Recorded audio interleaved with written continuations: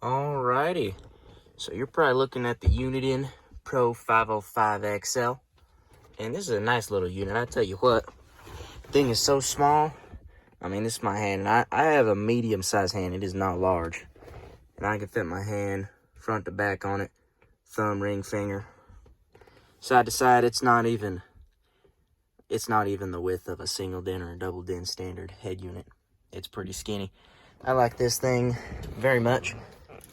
For my specific application, I do really wish I could find a better place to mount this mic. It might be going down here somewhere, possibly here.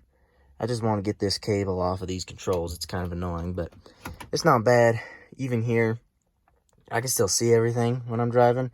I just have to move it when I'm trying to do the temperature settings, but that doesn't really bother me too much. I'm usually looking ahead on the road instead of down here at the console.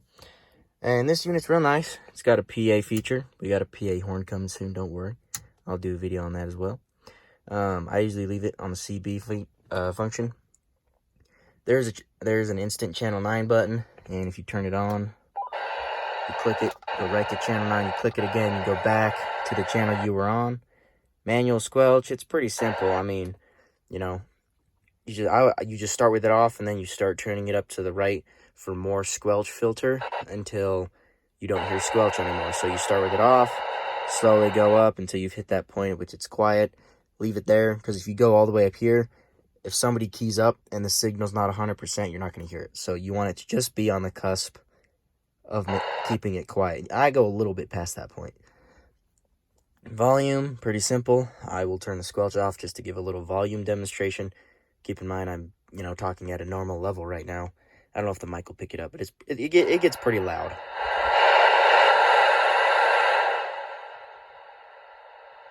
And yeah, people's voices do get that loud. It's got one speaker on the bottom of the main head unit here. So if you're gonna mount this unit into the dash, that's probably not a good choice for you. You probably want a unit with a forward firing speaker instead of downward firing. But I just mounted mine right here, so the downward firing works just fine for me. I use a little bracket there. That was just a tray for random change or something. And I made a little bracket to raise it up so that it would work. And it fits real nice in there. Fits real nice and snug. I don't know if you can see that. I could have ran the wires to the back and then down by where the air gauge is, but I chose not to, simply because the ends of the cable here for the antenna are huge, and I would have had to remove the dash in order to get those through, or at least some parts of it, which I did not feel like doing. But what I did is I just ran that and the power wires. Stinking inline fuse holder is kind of annoying, but whatever. It works. I just put them in this black wire loom and ran them down the side here. And I don't even notice it most days, to be honest with you.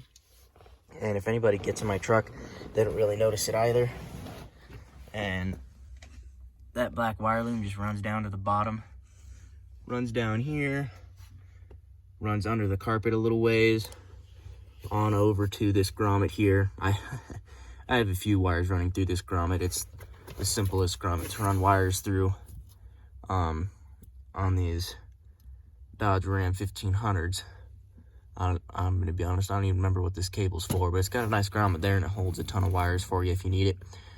These are actually pneumatic hoses. I have these in here for the airbag so that I can run the air gauge and have little Phillips on the inside, because I didn't get a pump for my kit. I just got the airbag helper kit, and I have to manually fill them up. So I set that up that way, but the main focus is on power to the CB. So I actually just used some thinner, I believe this is 12 gauge, if I'm not mistaken, speaker wire, and I just ran it straight to the battery. Some people will tell you, you need to have this thing on an accessory switch. That is some BS in my opinion. Simply because when you turn it off at the volume knob, it's completely off. I can't key up. Nothing happens. Keep in mind, it's hooked up directly to the battery. Keys out of the ignition. And it's still hooked up. Now, if you turn it on, that's when everything gets turned on. You can key up and whatnot. So I just leave it off, and it's never drained my battery. So if someone tells you need to have that on an accessory switch, they're lying to you. Now that I've talked about the head unit, let's go on ahead and talk about my antenna setup. So basically, I've just run this antenna cable under the truck, and it just comes up between the bed and the cab there, straight to the antenna. This is just a ground wire, don't worry about that. I definitely probably should have mounted it down here somewhere, just made a bracket here, made a bracket that bolts to this part so that it would be mounted here, but you know, I wanted as much reception as possible, so a little 5-foot tall antenna sticks out very tall. I cannot park in the garage. I have parked in it before, and the spring will take care of it. You know, the spring moves quite a bit. It'll move this thing parallel with the truck bed. And I've been told that at about 70 miles an hour, this thing only sits at about a 30-degree angle. So the spring only flexes about that much at highway speeds, which is pretty damn good. See if we can't get a better relative picture. There we go. So it's pretty tall. It's a pretty big antenna, but it's got great range on it. I think I can use this about 3 miles, and that's not with line of sight. That is with buildings and hills and stuff in the way. This runs at about 2.5 to 3 miles range. I love this fire stick. It's got the tunable tip on it, so you can go up to the top, and there's something in there you can adjust to either lengthen or shorten the tip depending on what your SWR needs, and it's awesome. So yeah, that's my CB setup. The reason I got the Pro 505 XL, probably the same reason you're looking at it. It's because it's a $40 head unit. It is the most affordable head unit with good reviews on it. So that's why I got this set up specifically. And I love it. It works great. I only really use this setup to communicate between my buddies and I. So not having the scan feature doesn't really affect me personally. You know, if you're looking to communicate with other people all the time, definitely would recommend a different head unit from Uniden with a scan feature. And it doesn't even have to be from Uniden.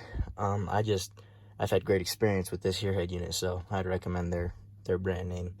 This setup is sick, and you should totally go check it out. I have links in the description to all the stuff I used. It's a real simple setup.